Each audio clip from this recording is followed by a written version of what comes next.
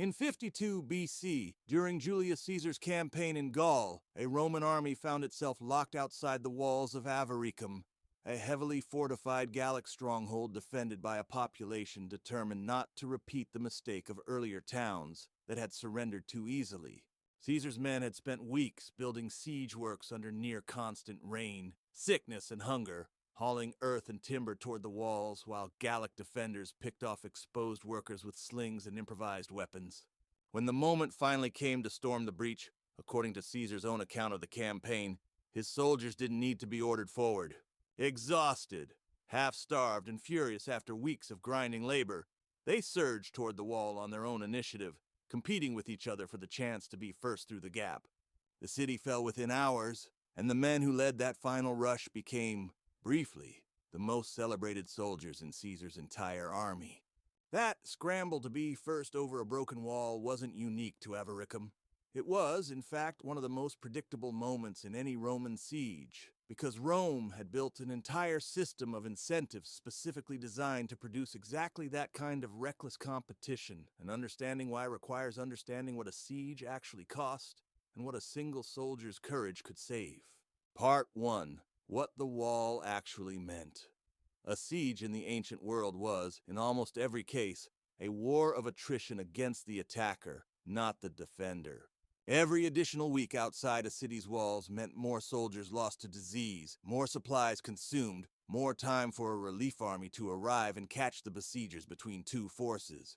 Roman commanders understood this arithmetic intimately, which is why the single moment that could collapse an entire siege in an afternoon, one determined man getting a foothold on top of the wall, was treated as disproportionately valuable compared to almost anything else that happened during a campaign. The mechanics of that moment were brutal by design. A soldier climbing a scaling ladder was, for the length of that climb, essentially defenseless. Both hands occupied, no shield raised, moving slowly upward directly into a killing zone where defenders could drop stones, pour boiling liquids, or simply shove the ladder itself away from the wall with everyone still climbing it. Reaching the top meant fighting, often alone or nearly alone, against multiple defenders who had the advantage of higher ground and had likely been waiting specifically for this moment. Roman military manuals and surviving campaign accounts suggest that commanders generally expected the first wave of any escalade to take catastrophic losses, which is exactly why the men who volunteered for it were treated as a category apart from the rest of the army. Siege towers offered a somewhat safer alternative in theory, since they let attackers approach under the cover of hide-wrapped timber and drop a boarding ramp directly onto the parapet rather than climbing an open ladder. In practice, defenders directed enormous effort toward destroying these towers before they arrived, using fire arrows, catapult stones, and sorties specifically aimed at burning the structures down while they were still being assembled or moved into position. Being inside a siege tower during its final approach was not meaningfully safer than being on a ladder. It simply traded one set of dangers for another, and the men operating the boarding ramp at the front of the tower faced odds nearly as poor as any ladder climber. Part 2. The reward, built for this exact moment. Rome's answer to this problem was the Corona Muralis, a golden crown shaped like a city's battlements, awarded to whoever was first to plant himself on top of an enemy wall during a successful assault. It sat within a broader Roman system of military decorations, but it occupied a uniquely prestigious position within that system, precisely because it rewarded the single riskiest, highest leverage action available in ancient warfare. The award functioned as something close to a complete life transformation for the man who received it. Beyond a substantial cash reward, the recipient gained instant fame throughout the army and often throughout Rome itself. For an ambitious man from a modest background, it represented one of the fastest available paths toward political relevance in a society where military achievement and political power were, for practical purposes, the same currency. A Roman aristocrat's career depended on public demonstrations of virtues, a concept that fused courage, discipline, and a kind of performed manliness into a single measurable form of social capital. There was no more vivid, more publicly legible demonstration of virtues available to an ordinary soldier than having been, verifiably, the first man on a captured wall. Crucially, the award sat at the very top of a whole hierarchy of Roman military decorations. each tied to a specific, verifiable battlefield achievement. A crown for the first man over an enemy rampart in an open field. A smaller distinction for saving a fellow citizen's life in battle. Various spears and standards awarded for wounding or killing an enemy in single combat. Within that entire system, the Corona Muralis consistently ranked among the most senior honors a soldier below the rank of general could hope to receive, precisely because storming a fortified wall was judged riskier and more consequential than nearly any other individual feat available on a battlefield. Part 3. Disputes, Witnesses, and the Problem of Proof. Because the honor was so valuable, Roman commanders faced a real administrative problem. How do you verify, in the middle of a chaotic assault, exactly who set foot on the wall first? Surviving accounts describe this as a genuine recurring issue, not a hypothetical one. Multiple soldiers scaling different sections of the same wall simultaneously could each, in good faith, believe themselves to be the first, and the confusion of combat made it entirely plausible for two separate claims to both be technically defensible. Commanders handled these disputes with surprising formality given the circumstances. Testimony was gathered from witnesses in the unit, and in cases where the evidence was genuinely ambiguous, Roman generals sometimes resolved the matter by awarding the crown jointly to more than one claimant, rather than risk the resentment and potential violence that an unresolved dispute could cause within the ranks.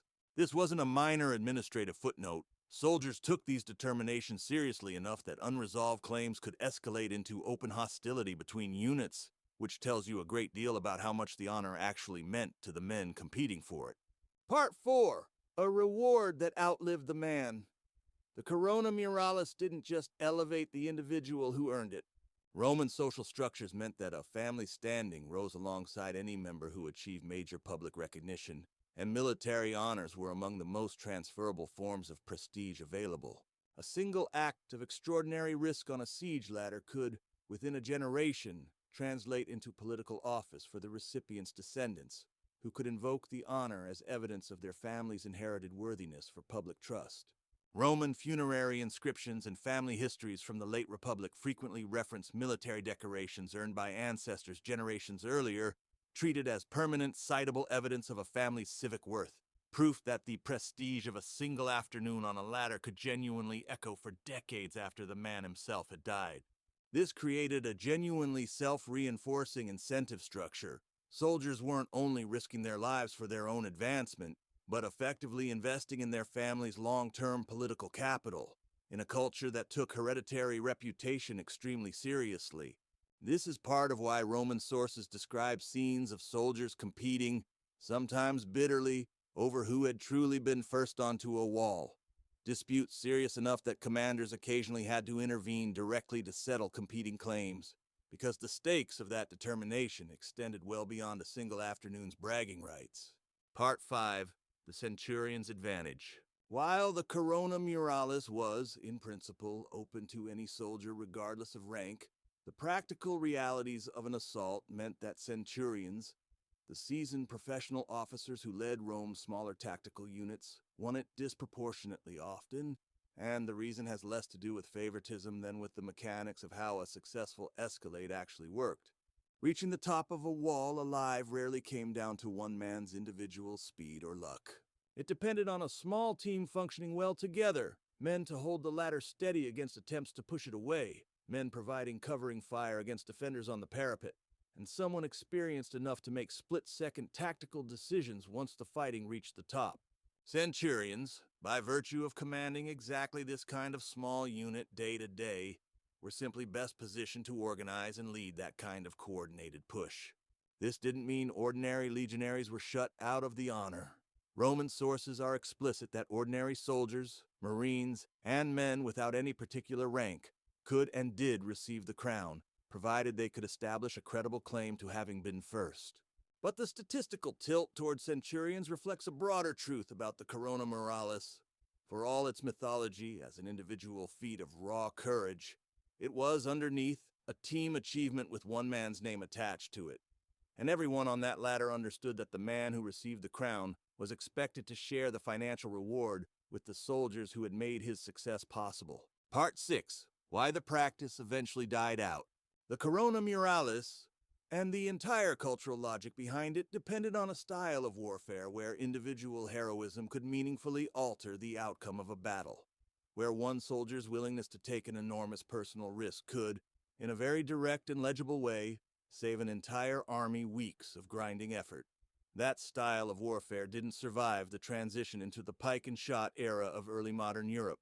As formation discipline, coordinated volley fire, and large-scale combined arms tactics came to dominate European warfare, the individual soldier's actions became far less decisive relative to the coordinated performance of the unit as a whole. A single man breaking formation to attempt a heroic, unsanctioned act of bravery was, by this later standard, more likely to endanger his formation's cohesion than to produce a decisive breakthrough. Military culture shifted accordingly, rewarding discipline and collective coordination over individual daring. The medieval period had already begun this transition in its own way, translating the impulse behind the Corona Muralis into the institution of battlefield knighthood. A man who distinguished himself dramatically during a siege or battle might be knighted on the spot, receiving a permanent change in social rank rather than a wearable crown, but built on essentially the same underlying logic. Extraordinary individual risk, publicly witnessed, converted directly into elevated status. By the time standing professional armies with rigid formation tactics became the European norm, even that individualized version of battlefield reward had largely faded, replaced by unit citations, campaign medals, and promotions tied to sustained service rather than a single dramatic moment atop a wall.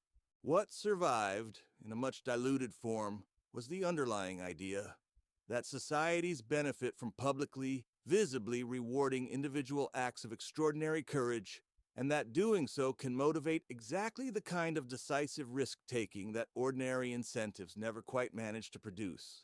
The golden battlement crown itself disappeared along with the world that made climbing a ladder into enemy fire a rational career move.